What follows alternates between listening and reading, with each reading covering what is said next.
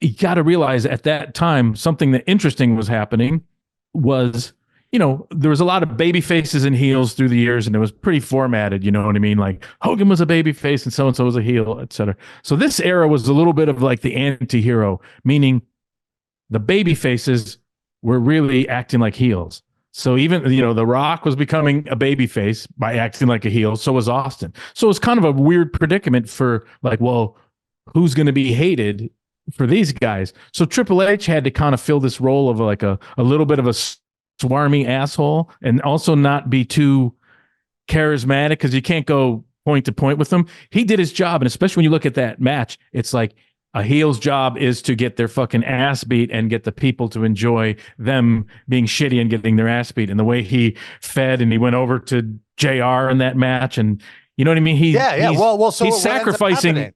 He's sacrificing a little bit of his persona. You know what I mean? And not being so into like, now I'm a fucking cool guy too. He's like, he's playing that role, and it was important. And you kind of wouldn't realize it, like, because you got these two, Austin and fucking Rock were just huge and over. They could just go through a revolving door of people, but you needed someone to be like, God, I fucking hate that.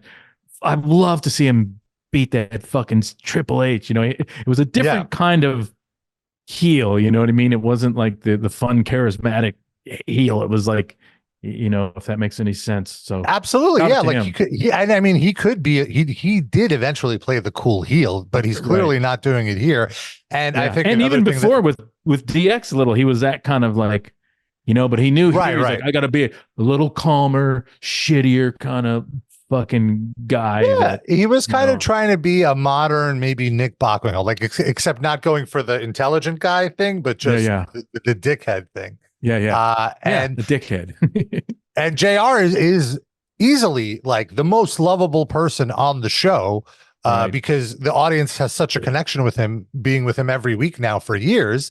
And so I love when Austin is challenging Triple H. Triple H's way to get back at Austin is to take out his best friend, his established best friend, who's also the announcer. The crowd hates this. Austin attacks him. And then Austin grabs Triple H and tells JR to punch him. And this might have been the loudest reaction of the night, just JR turning around and getting the power from the crowd. Like I need to this fist. And Triple H, to his credit, sold as if he, like Mike Tyson punched him in the gut. And it was absolutely the right thing to do. Because, overselling sometimes is, some of my favorites used to oversell, whether it was like Kurt Hennig sometimes, or, or Shawn Michaels, like kind of like did an athletic oversell, which was fine. But in this moment, and it was like it was JR, it wasn't a big combatant punching him, but the crowd was so hot.